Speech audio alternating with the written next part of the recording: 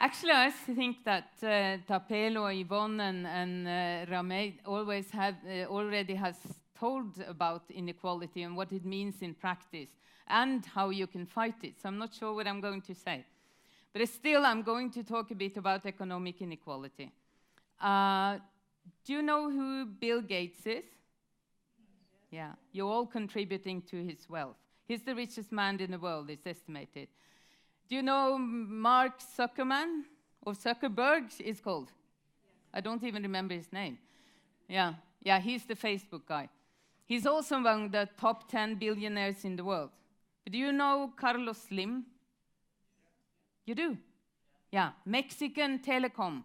He's competing with Bill Gates of being the richest man in the world. And there you go. Some of them are more known and some of them less. Some are more in the media and some are more hidden. But we are in a situation where very few people control an enormous amount of resources, and this inequality is increasing steadily, and it has increased steadily over several decades. And according to organizations like Oxfam, there's 85 men in the world that control as much resources as the bottom half of the world's population. They control as much resources as half of the world's population. Others say now it's 62 because inequality has increased, or maybe it's 300. But even if we are sort of close to that kind of numbers, it's quite a difficult situation, and it is a huge problem. It is a huge problem because with these huge resources, these people also have an enormous amount of power. But does it really matter that few people control a lot of the resources, or that there are a few rich people in the world? And does it matter that they are almost all men? We're going to come back to that. So globally, the inequality has increased, but it has also increased within countries. It has been increasing for a long time. We used to think that there are some poor countries and there's some rich countries. And in 1990, poor people lived in poor countries. That is not true anymore. Poor people live in middle-income countries. Most poor people actually live in middle-income countries. And that we have seen a lot of growth in the world. There has been quite a lot of economic growth, but it hasn't been shared. It has ended up in the hands of a few people. So that has been the development over quite a long time. It has also been increasing in developing countries, the so-called developing countries.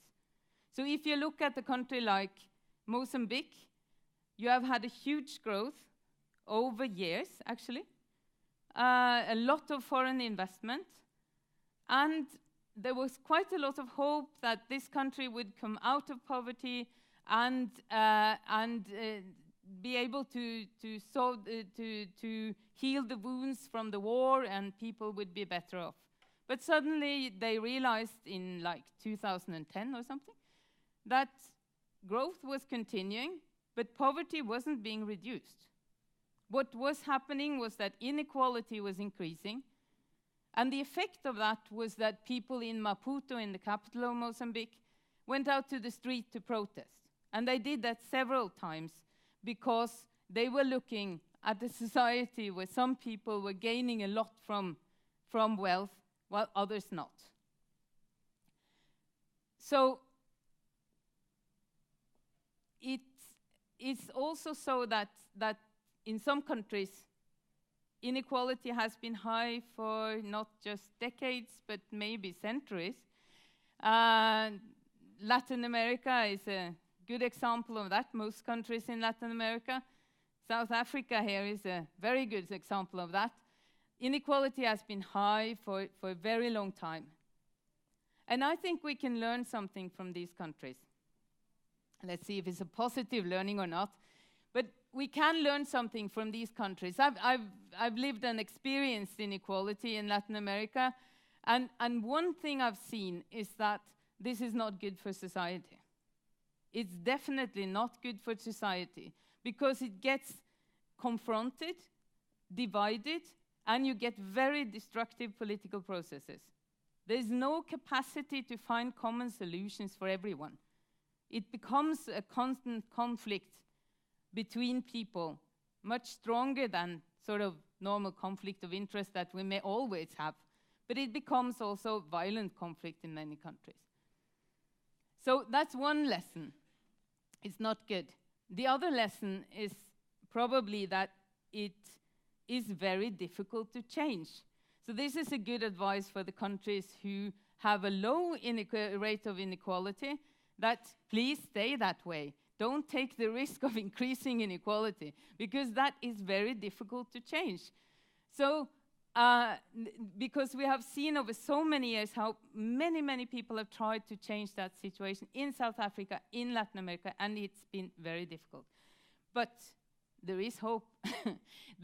We have also seen that when decisive political action has been taken to redistribute and actually tax and do something about it, that has been possible to reduce inequality. So we have seen that for some years that progressive government came into power in Latin America, brought forward by movements of people that were organized or protesting or discontent with the situation, where they were brought to power by people and supported in that way to implement reforms of political reforms. So that is more or less, you may say, that the picture of the overall situation. But then we know that for so many years, and much of this has also happened because for so many years we have heard that we shouldn't be concerned with inequality. Inequality doesn't matter. But yes, it does. Because they have told us, and they have been influential economists, they have been influential institutions like the International Monetary Fund or the OECD, and you name it, World Bank, and they have told us that it wasn't the problem with high levels of inequality, because inequality was necessary for growth. It was necessary that some people could hoard a lot of resources and then invest and create jobs for us all and produce cheap goods, and then it would be cheaper for us to buy, and so on and so on. And then in this way wealth would trickle down on us. But it doesn't. And we know that now. Yeah, that is no surprise for you. This is not news. It doesn't trickle down, and that is more than true, and it's more than proved. So, and even these institutions are now saying that we have lost a lot of growth, and thereby opportunities to improve our lives, because inequality has become so concentrated. And I've been wondering, why is it so difficult to do something about it? Because it's really not because we lack the solutions. I'm sure that each and every one of you can come up with one good solution to how we could reduce inequality. Education, like you say, is the master key, Yvonne. Education is one master key. But we know that decent salaries and decent working conditions isn't quite an important the tool for reduction of inequality. We can keep the highest salary a bit lower and get the lowest salary a bit up. We have a lot of tradition for doing that in Norway. And if we don't manage to do that, you can have progressive tax systems that actually redistribute resources and invest them in social security for everyone.